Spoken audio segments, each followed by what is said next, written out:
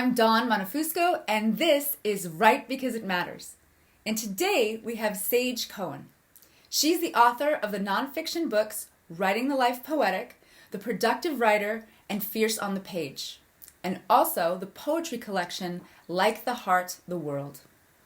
Sage has been sought out as a literary instructor, writing coach, presenter, performer, and judge.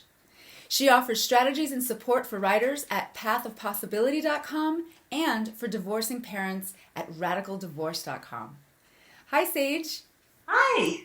So let's just jump right in. Tell us how you became a writer and how you got to where you are today. I kind of feel like writing chose me.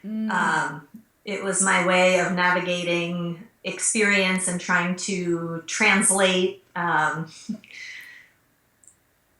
my journey, make sense of experience and sort of mine it for wisdom. So it was something that I did for years before I understood that was my practice. Wow. And then when I kind of became conscious that, wow, I'm writing poems every day, maybe I'm a poet. I kind of took my education as a poet seriously at that point, and then pursued a graduate MFA program, and that kind of launched me as in the identity as poet, writer. Wow.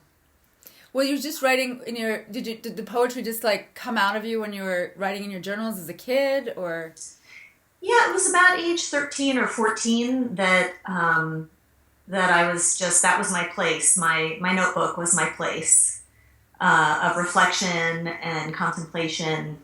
And it was about a decade before it occurred to me that's what I was doing. That was my practice. It was kind of like breathing. Wow. It's just my way. Yeah. That's awesome. I hear that a lot. Writers can tell each other, in the room or in a coffee shop, obviously, because they're writing. They don't stop. That's right. On your website, you say, "I believe that telling the truth is the most important choice we can make in reclaiming our lives." Can you tell us how writing allows you to tell the truth? Writing is a way that we get to witness ourselves and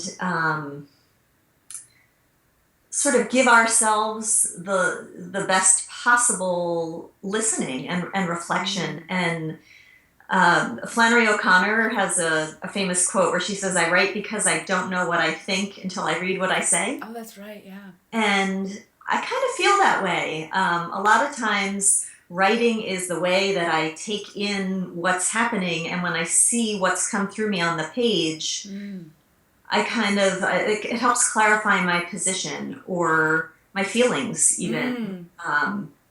So that kind of authenticity, that kind of channel for authenticity has helped me make choices about who I'm going to be and how I'm going to behave. And it's sort of like an intermediary point between experience and action. Like, what is the truth for me? Yeah. Proceed. I think it was, who was it? It was not, I think it was Anne Lamott. Anne Lamott, did she write Bird by Bird? Yes. Yeah. She writes, the writer must expose the unexposed. There's a line in there. Do you ever feel that you've exposed too much? All the time. When I started blogging, I didn't think I would physically survive sharing anything. And so I made myself do it every day until I saw I was still alive. But what I always tell my students and people that I work with is that, exposing the unexposed can be a private matter. What's most important is that you do it for yourself. Who you decide to share it with after that is kind of part two. The healing and the transformation happens in just getting it on the page. Yes. And then we have we don't need to tell the world show them those exposed places unless there's a good reason to do so and we feel ready.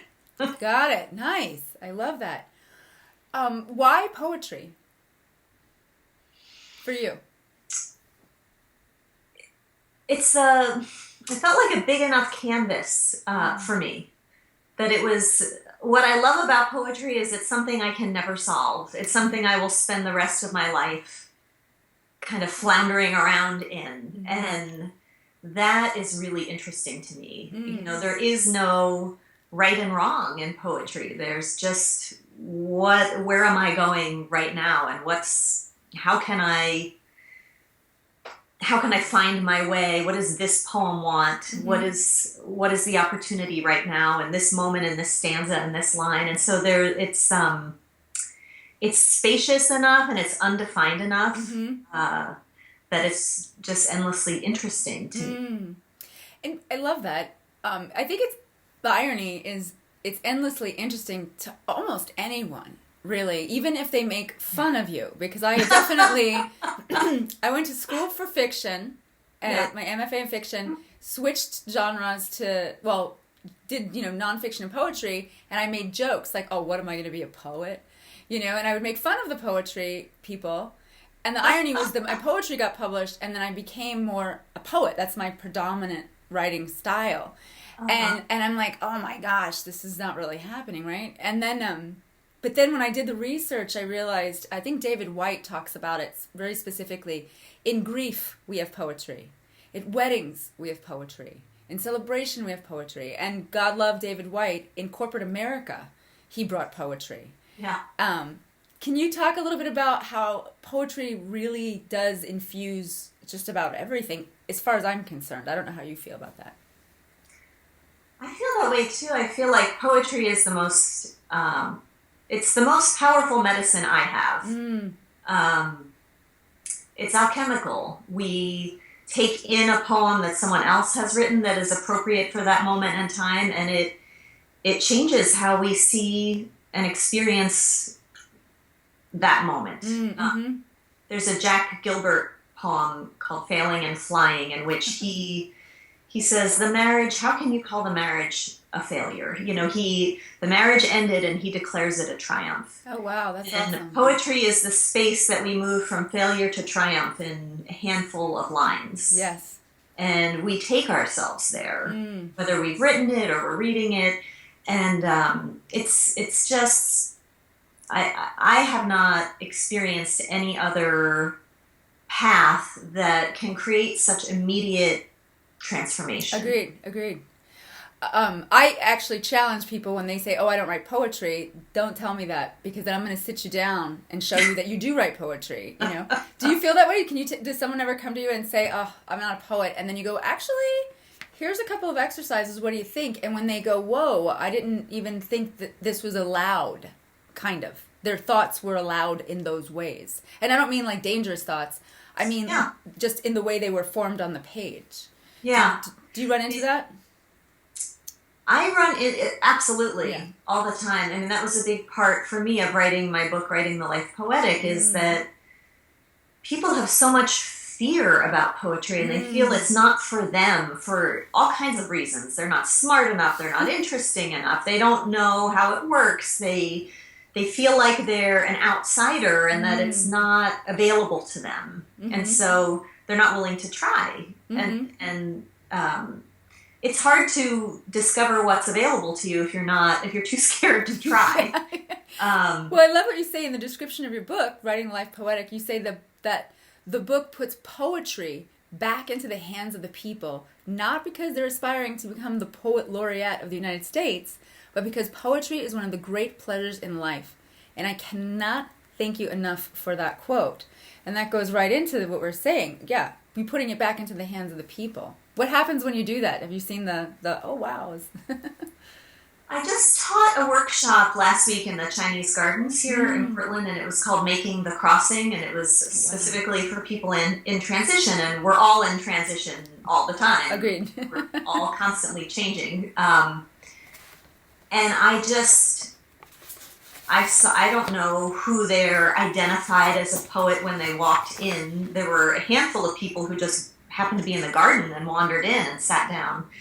And I watched people in the space of that hour and a half. There were 4 writing prompts. They wrote themselves. One woman came up to me and said, I believed I was a failure when I walked in here. Wow. And I don't believe that anymore. In tears when she left. And that's what can happen in the space of a poem. Yeah. That's why poetry is, that's why that's why it's my lens. That's I love why it.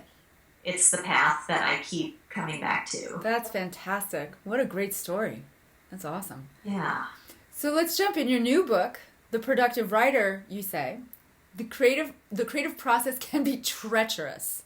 I, again, can't thank you enough for just saying that. What's your take on this? Because I hear this a lot in myself, but when we were kids, I mean, literally, my mom gave me a typewriter when I was like 8, and I was like, apples fall from the tree, but they didn't hit me, and what do you see? And then I ripped it out, and I ran over to her, I was like, hey, I wrote this, And then as time went on, I was like, oh. So what do you think happens to us that it becomes so treacherous? Well, I think a couple things happen to us. One is that we, with the best of intentions for ourselves, we start looking to our heroes and guides to see what they do, and then we impose that on ourselves. True that. Which may or may not work. It's what works for Stephen King may not be what works for me, and what gives him his results is not going to be what's going to give me my results. And so there's this process of discovering who we are. There's an opportunity for the process of who am I, what are my habits and attitudes and strengths and challenges, where we have to really get clear about our own paradigm and where we want to move it. So I think that we can get tangled up in that. And then there's also, we bring the outside world in too early, I think. There's that freedom as a child. We're not worrying if the editor's going to publish it or if the readers are going to think we're smart. We're just creating because there's this thrill and pleasure of creating. And I think that's a risk that we run. It's so easy to put ourselves out there now, to publish something immediately and sort of invite the world in before we may be ready. To really think about what, how do we protect the sacred space of creation and ready ourselves and our work for sharing, so that we don't have that Greek chorus of critics. Yes. With us in the room before it's time. Writing is very different than, say, marketing, because I know that with the internet and with blogging and with everything, and I do a lot of work in marketing, they say if you're not embarrassed by your first launch, you've launched too late. That's a very different world, though. And so when it's funny to go back into the depth of the writing process, you don't have to release too soon. And we're not going away. The audience is not going anywhere. The audience will be there. And so I feel like there's this tension of, I'm too late. I get that. What do you do when someone comes to you in their 50s, 60s, 70s, 40s and says, it's too late for me? My feeling is that what we need most is to be connected to why we love what we're doing. It's a very internal, it's never too late to love what you're doing. Whether or not anyone else wants to buy it, wants to read it, wants to participate in the commerce of what we're doing is a secondary issue. We can all sit down and read a poem and fall in love with poetry today and have it matter profoundly, and write a few lines and get a foothold into a practice. I think looking at things, I try to steer my thinking to what is going to keep me engaged and thrilled with what I'm doing right now. And so I work hard to not allow myself to think what other people are doing and they're having more success than I am, and I should have started this 30 years ago, and if only I'd quit coffee, I would have, we can endlessly spiral on how we could have done it better. Yes. But we're here right now, and we have a choice to make about how we can do it right now. Yes. I love that. Excellent answer. Excellent answer, actually. So, yeah, I mean, I was like, that makes me feel good. I was like, oh, my heart feels so much better right now. Mine too. And here, as a poet, I imagine that poetry's gotten you through some tough times. Can you talk about how healing it is to write poetry for you? Yes, I can. A couple years ago, I wrote myself through my divorce. It was so powerful to have a practice that I could turn to that allowed me to kind of choose my position of how I was going to move through it. And I had sort of different stages. I had a phase called the Rage Diaries, where I just let it rip. And I wrote in a different way than I'm the kind of person who tends to look for the happy ending and the tidy bow of insight and wisdom at the end, and to sort of steer myself there. And so I had this phase where that was not, it was just the raw emotion. Wow. And then I moved from there through kind of different phases and made some decisions about, okay, I'm going to start looking for once the grief had been completed, where's the gratitude, where's the discovery, where am I headed with this loss? How is it going to be generative for me? And all of that was available to me through the writing of poems. So I think it's really important not to rush the grieving. It's I just heard the other day a quote from Buddha where he said, try to capture it right. Grief is the medicine we need to release our attachments. Oh, wow. And so to really embrace that, embrace the grief as part of the path. Yes. Until we've completed that, we don't have alternatives. We can't choose our position. We can't reframe things for ourselves. Totally. Actually, that's very true. And poetry, there are all kinds of practices. For me, it's poetry. And I think for many people, it can be poetry. That's amazing. Perfect. I love this. So I mean, okay, I love poetry, so maybe I'm a little partial to this interview, but it's awesome. Your newest book, which I'm so excited about, Fierce on the Page, is available for pre-order now. What does it mean to you to be fierce on the page, and what does this book offer for writers? So for me, Fierce on the Page is the intersection of doing our best work and living our best life. And that sort of cross-fertilization of how each one kind of lifts us up higher and higher to make our greatest contribution. So kind of looking to writing as the path for living and life as the path for writing, and to be constantly sourcing our wisdom and insight about who we are and what we're doing, and to have that kind of confluence of practice, life practice and writing practice. Oh, I love it. That title is badass, by the way. Thank you. I know you're committed to helping divorcing parents move from grief to growth with this radical divorce project that you have. How do you think writing can help people heal from... Well, you just told us that, so let's cut there. So let's say, I'm going to say, can you tell us more about the Radical Divorce Project? Does that work? And or do you want me to go into that again? Or do you want to naturally go into the writing healing for the Radical Divorce Project? Yeah, I can talk about it for a minute. Okay, yeah. Cool. Okay, let's see. Okay, so it's badass, so I'll start with a laugh. Woohoo! I know you're committed to helping divorcing parents move from grief to growth. And you have the Radical Divorce Project. Can you tell us more about that? Sure.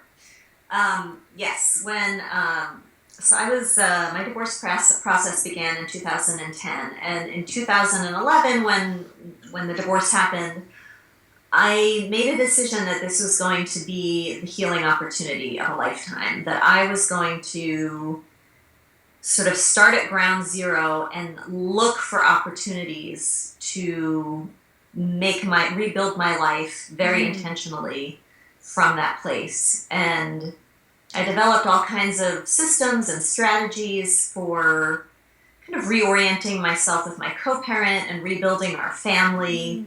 And I wrote vows to him and to his new wife and to my son and to myself. And it's a whole process that when I came through the other side, I was very motivated to help share with other people, to help them orient, ideally more quickly, to help people move along more quickly, help them figure out where they want, the stand that they want to take for their families and for themselves as they move through that threshold.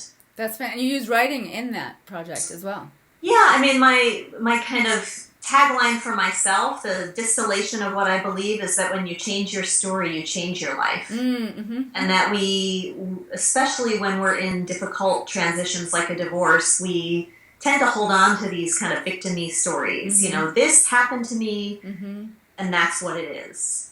And we don't realize that that's a story that we've chosen to tell, and that we have other choices. And we can say, wow, this man that was my husband is this incredible teacher who is reflecting back to me all of the places in myself that need attention to heal. Yes. And what a gift.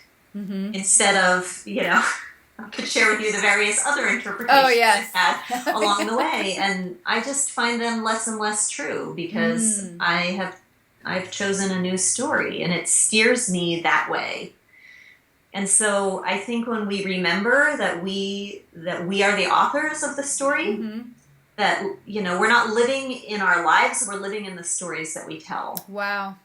And we get to choose those stories. So we can be the victim or we can be the victor. And we can be full of blame or we can be full of gratitude that we're learning who we are and what we need through these really difficult thresholds. That's amazing. Thanks for sharing that. That was great. Anything else you want to tell the audience about writing, about what you do, about anything going on? Oh gosh, I just feel so grateful. I'm so delighted to be talking with you and so delighted that the writing life is available to anyone who wants it. Yes. Go get it. Oh, actually, let's pause there for a second. What about self-publishing? Tell us a little bit about how you feel about self-publishing in terms of, now is a very exciting time in the world to be writing. Some people don't realize that. You can go lots of avenues, but it's okay to self-publish.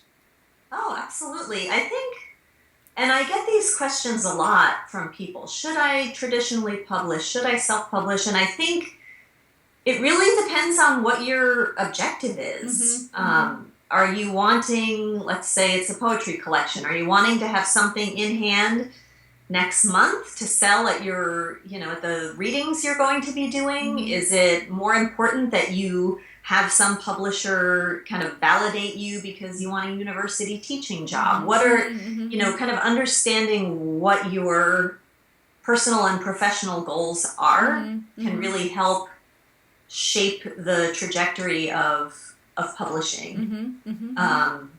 Is it even important to publish? Is publishing a priority right now? We all tend to think we have to make that happen really fast. And I have a poetry collection that came through this divorce process that, thank God, I did not publish as it was taking shape. I thought it was done. I had a publisher, and I just decided to hold. And it changed, and it became much more complete and balanced as it grew. And so I think the first question is it time to publish?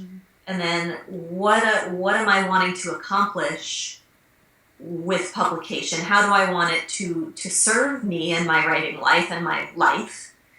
And then what are the channels? Oh, that's great. Yeah, perfect answer. I think that's very clear for people on that. I want to recommend a resource. Jane Friedman was my editor for Writing the Life Poetic, and I think she is just an incredible expert in exploring some of those questions of how to publish, when to publish, what the right path is depending on what you are striving for. Perfect. Yeah, that's the thing. Reach out I'm trying to, with the summit, have people reach out and encourage them to ask people, go to the experts, find out what's going on.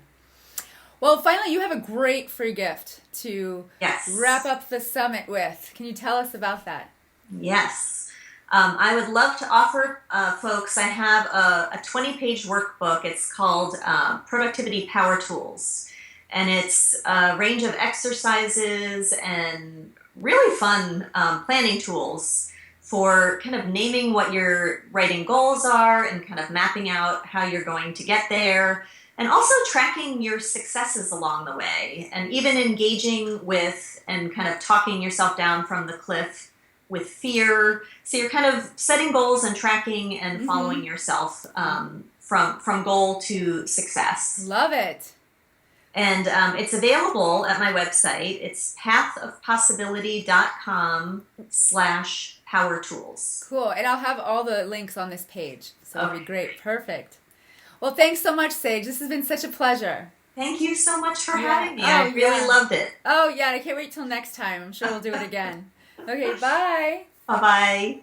Take care. You too.